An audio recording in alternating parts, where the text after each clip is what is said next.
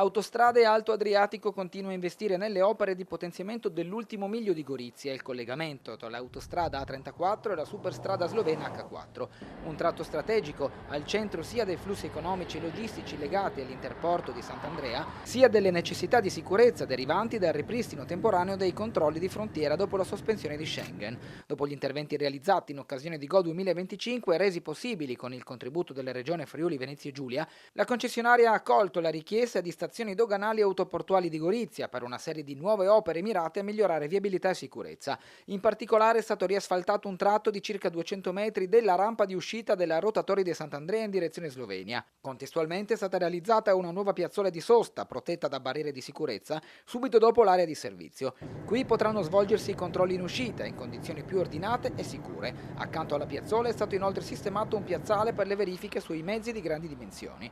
Per agevolare le operazioni delle forze di polizia è stata creata anche una bretella stradale, delimitata da New Jersey, che consente ai veicoli di servizio di rientrare direttamente verso la rete viaria interna di stazioni doganali e autoportuali di Gorizia, senza attraversare la Slovenia. Un accorgimento che permette di semplificare le manovre e ridurre i tempi operativi. Gli interventi completano così un quadro più ampio di lavori che rafforzano la funzione logistica e doganale del nodo goriziano, garantendo al tempo stesso maggiore efficienza nei flussi commerciali e un più elevato livello di sicurezza lungo una delle principali porte d'accesso al Friuli Venezia Giulia e all'Italia.